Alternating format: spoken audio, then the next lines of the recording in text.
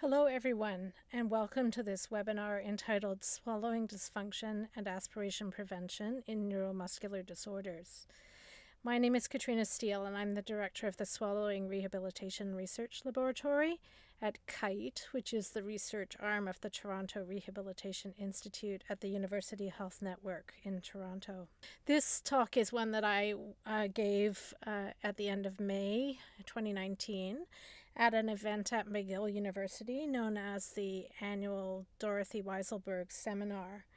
And Dr. Wiselberg was a physician who graduated from McGill in the 1930s, and as one of the first female physicians and female respirologists working in the Montreal area. And in honor of her work and contribution, her sisters established an annual symposium in her memory. This year's symposium was focused on neuromuscular disorders and was targeted for a respiratory physician audience, and I was very honored to participate. I'm re-recording the talk to share with other dysphagia clinicians who may be interested in the content of that talk. And so these are the disclosures that I provided at the seminar. The agenda that I want to cover in this talk is first to give an overview of dysphagia and its sequela, and in particular to discuss aspiration and aspiration pneumonia.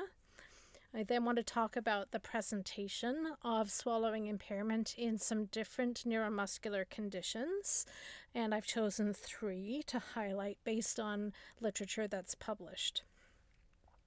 I'll then spend some time discussing what we know about best practice with respect to screening for dysphagia and evaluating swallowing in the neuromuscular disease population, and then finally wrap up with some discussion about interventions for dysphagia that may be appropriate to apply in this population. So what is dysphagia then? Well, this video fluoroscopy illustrates the 2 main functional conditions that we're concerned about in people with dysphagia. The first of those is difficulty with airway protection or swallowing safety, and here we see an example with material that has been aspirated down into the trachea below the level of the true vocal folds, and above that, of course, we would consider it to be penetration of material into the larynx at the level of the laryngeal vestibule. The second main functional concern, and one that is often overlooked, is difficulty with swallowing efficiency, namely the ability to move material from the mouth through the pharynx in an efficient and timely manner. And in healthy individuals, we should all be able to clear a liquid bolus through the mouth in a single swallow without requiring clearing swallows and without material remaining behind as residue in the pockets of the pharynx. Dysphagia has a number of very significant sequelae, and I want to begin by highlighting the impact on quality of life, because eating and drinking is something that each of us takes for granted, and it's part of all of the celebrations that we participate in with our families and friends. And so for individuals who are unable to eat and drink normally, there is a significant quality of life impact. Their ability to participate in social activities involving food and drink is limited, and recent literature has described significant caregiver burden for people with dysphagia. The consequence that everybody is most concerned about, of course, is aspiration pneumonia, and we'll talk about that in a minute. But dysphagia also has sequelae of malnutrition and dehydration, and it's documented to have a significant impact on hospital length of stay and increased cost expenditure, as well as early mortality. So let's talk for a minute about this concern about aspiration pneumonia. And here I want to point out this seminal study published in the 90s by the Ann Arbor Geriatric Oral Science Project group led by Dr. Susan Langmore. And in this study, it was a prospective study for 2 years. Participants at the Veterans Affairs Hospital underwent a detailed swallowing examination at the beginning, as well as a detailed oral health examination and documentation of other predictors that the group was interested in studying. And each of those results was then put against the occurrence of pneumonia over the course of the study into a bivariate prediction model. And at that level, dysphagia was in fact found to have a significant association with the development of pneumonia. However, when those significant bivariate predictors were all added together in a multiple logistic regression analysis, dysphagia fell out of the model. It vanished and did not remain a significant predictor. At the bottom of the slide, you can see the predictors that did remain significant, and these paint a picture of people who are quite unwell and have sort of greater medical complexity and are dependent for things like feeding and oral care. And I also want to highlight here that the presence of tube feeding was in fact a significant predictor of the development of pneumonia. This speaks probably to the degree of medical complexity of these patients, but also challenges a popular myth that tube feeding prevents pneumonia. That is certainly not upheld by this paper or by other papers in the literature. Arising out of the analysis of that seminal study, we get a picture of 3 key factors that seem to play into whether or not a person develops pneumonia. The first thing is that we need respiratory pathogenic bacteria to have the opportunity to enter the respiratory system. And so we know that respiratory pathogens do colonize the oropharynx, and perhaps in these individuals who have sustained other conditions that give them dysphagia, may have greater proliferation or greater colonization with an abundance of respiratory pathogens. And predictors like dependency for feeding and oral care probably play into this. We know in particular that oral care is an easily neglected task. In fact, it's documented to be the most easily neglected nursing task. But also individuals who are on tube feeding likely receive less oral care, and they don't have the normal mechanical debridement of the oral mucosa going on because they're not chewing and swallowing regular food and liquid. And so this is a major risk factor. Those bacteria then need to be aspirated, and indeed they can be shed into food and liquid and aspirated during the meal, or, and importantly, they can also be aspirated in secretions. And so that can happen outside the context of swallowing food and drink, and may be an important vector for the development of pneumonia. But we also encounter lots of patients, and in the neuromuscular disorders group, this may be particularly common, where we are sure that the people are aspirating, but they don't appear to get sick. And so it appears that we need other factors to tip the balance towards people succumbing and being unable to handle the entrance of these bacteria into their respiratory system. And so impaired immunity may play the key role here, but other things like being bedbound and less mobile, or developing other infections are thought to be predictors that can tip the balance towards the development of pneumonia. So it's not as straightforward as aspirating food or liquid and leading to pneumonia. When aspiration pneumonia does develop in individuals with neuromuscular diseases or neurodegenerative diseases, it can be a very serious event because it often means that in addition to aspirating, other factors have already begun to take place. And so I highlight this one paper about ALS, where death was reported to be very imminent once people had reached the point where pneumonia was developing. And this probably reflects the fact that their respiratory muscles had also deteriorated by that point in time, in addition to their swallowing function. So let's talk about the prevalence and presentation of dysphagia in different neuromuscular diseases. I've taken a table here from a recent paper by Deanna Britton that shows a high prevalence of swallowing impairment in different neuromuscular conditions, ranging from about 30% on the lower end up to effectively everybody. And just to highlight with respect to ALS, shown at the bottom, dysphagia is clearly a concern in those who have bulbar presentation at onset, but it is also a fairly inevitable development later on in those who begin their disease process with spinal onset. Let's look at three presentations in particular, starting here with spinal and bulbar muscular atrophy. Here, the key factor in the presentation is one of weakness, and in particular, weakness of the tongue. So the tongue plays a key role in swallowing.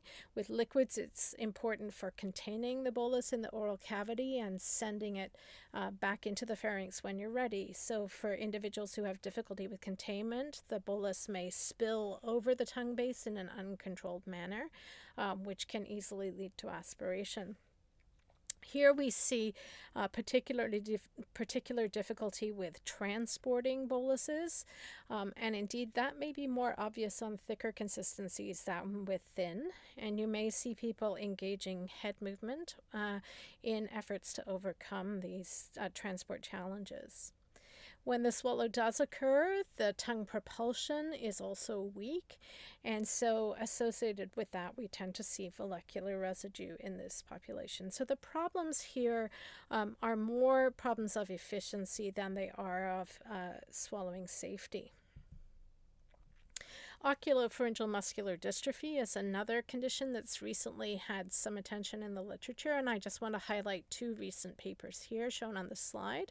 One from my group with my trainee, Dr. Ashley Waito, as first author, and the other from the lab of my colleague, Dr. Emily Plowman at the University of Florida, with her trainee, Dr. Lauren Tabor-Gray, as the first author.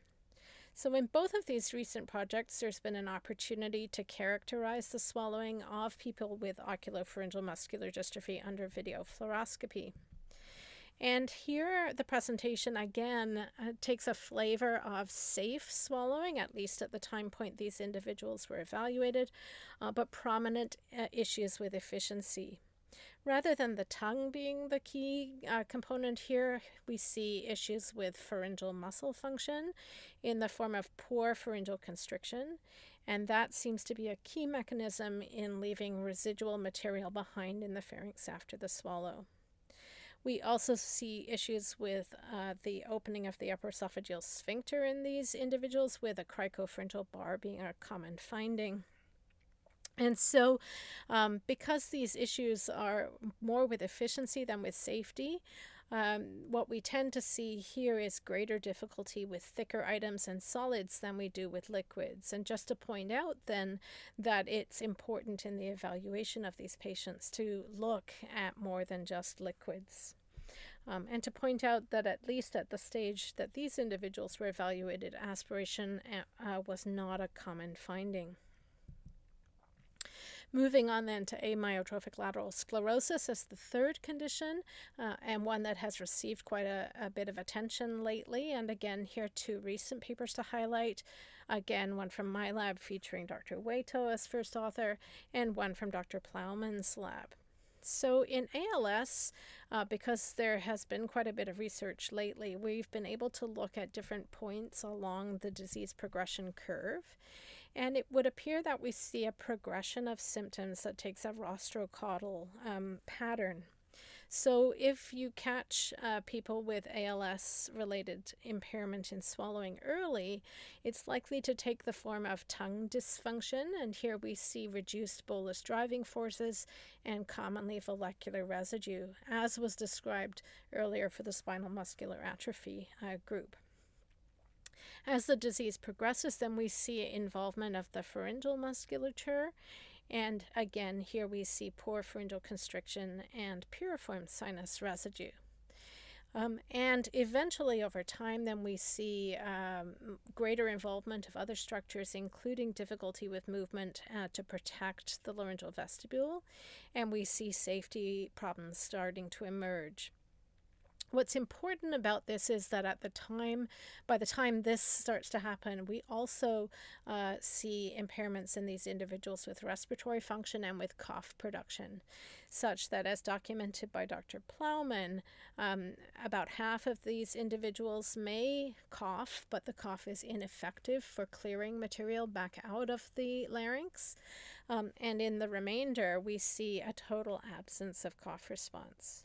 And it's not clear yet whether that total absence of cough response is purely a motor function, so that they can't generate a cough, or, as it seems to be more likely, that this also involves issues with sensation, so that we have both a sensory and a motor impairment.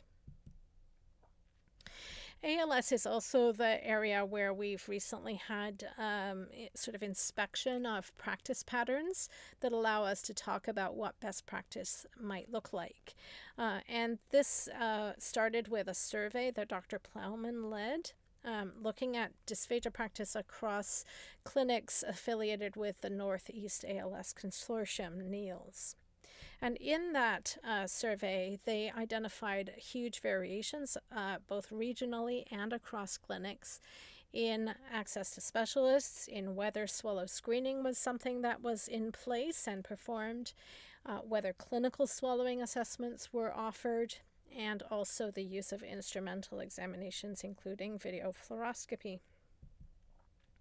In response to the variation that they identified in that survey, the NEALS formed a consensus committee to talk about best practices in bulbar function evaluation.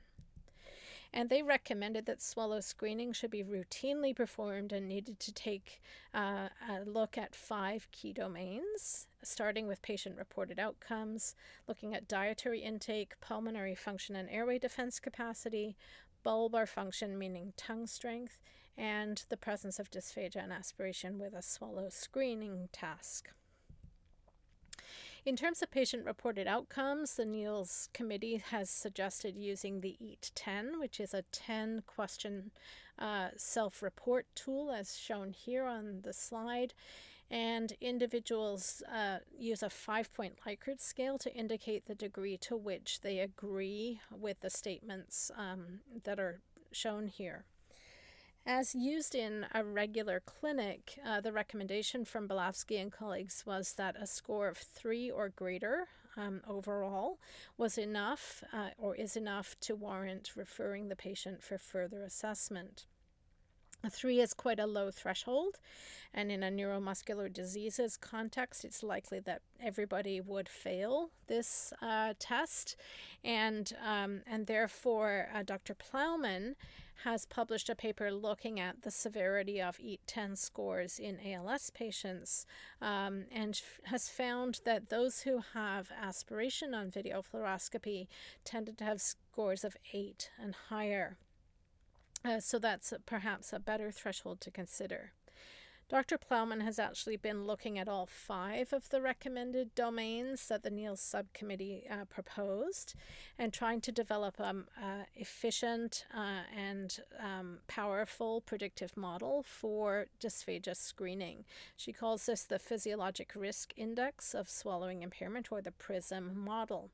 And you can see the domains that she's been investigating here on the slide. She's in the process of publishing the results at the moment, but the final sort of recommended set of criteria that she is proposing include looking for an EAT-10 score of 10 or higher, a peak cough flow that is reduced, looking at that airway defense capacity component, and failure of a 3-ounce water swallow test, as well as age. A 3-ounce water swallow test involves requiring the patient to drink 3 ounces or 90 milliliters of water in a continuous fashion without stopping, and the patient fails that screen by stopping before the task is finished, or by coughing or showing a change in voice quality at the end of the task. And when these components are put into the model with the weightings that Dr. Plowman has suggested here on the slide, you can see that she was able to achieve a very high area under the curve, predicting both swallowing safety and efficiency impairments as verified by video fluoroscopy. Now, once swallow screening has been applied and a person has shown concern on the criteria suggested by Dr. Plowman, the recommendation by the NEALS subcommittee is that those individuals need to be sent on for comprehensive swallowing assessment, which ideally includes an instrumental assessment of swallowing function using a gold standard such as the video fluoroscopic swallow study.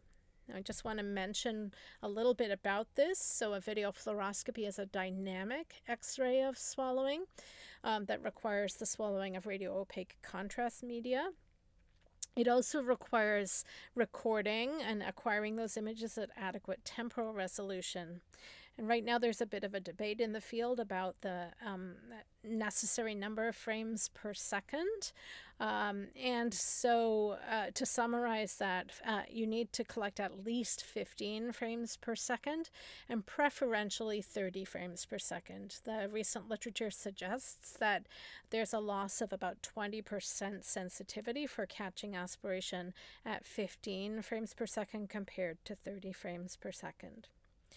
The procedure should follow a standard protocol, and it's important to say that it's not just about identifying penetration or aspiration, or even about identifying residue, but it involves a sort of therapeutic probe component that should involve looking at a range of consistencies and also probing response to other maneuvers that might be included in intervention. So it's not even about identifying the correct diet texture for a patient by itself. The procedure requires collaboration between radiology personnel and a clinician with expertise in swallowing. And in Canada at the moment, we do not have standardized training and credentialing in this procedure for radiologists or for any other professionals that might be involved. In most of Canada, the most common allied health professional to be involved in video fluoroscopy is a speech-language pathologist. And video fluoroscopy is really an advanced practice competency for speech-language pathologists. And again, there is no standard credentialing mechanism. In Quebec at the moment, I'm aware that there are scope of practice debates around video fluoroscopy and around swallowing assessment.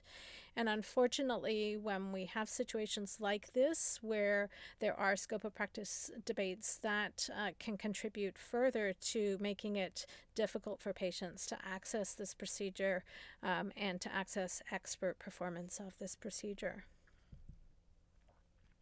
To wrap up, then, I want to just discuss management of dysphagia with a view to the neuromuscular diseases population.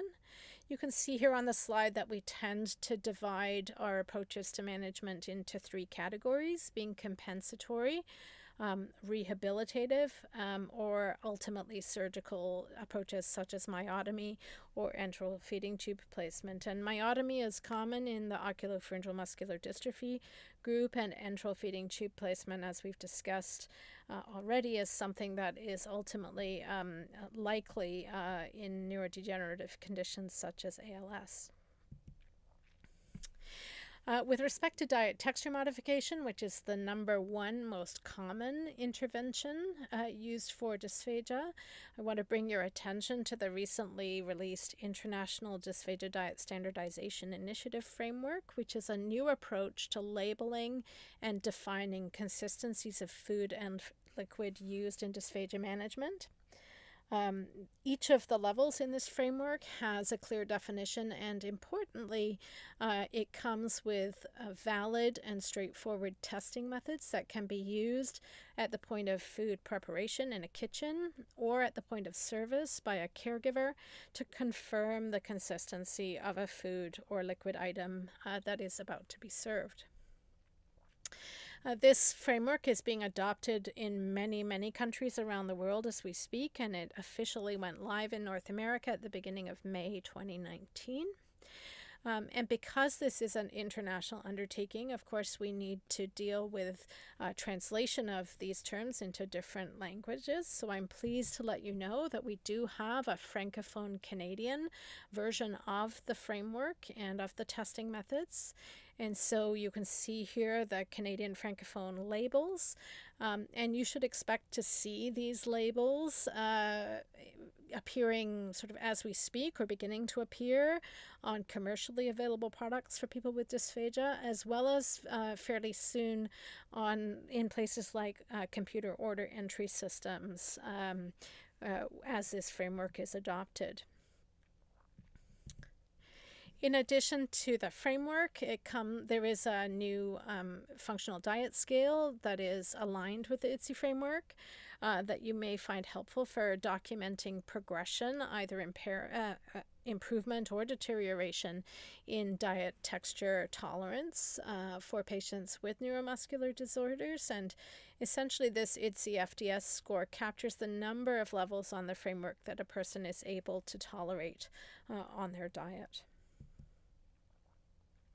Moving beyond compensatory approaches to management, I just want to mention a couple of rehabilitative treatments that you might consider and that have a little bit of evidence at the moment. The first is lingual resistance training, and lingual resistance training is something that is being used in other dysphagia populations, such as post-stroke.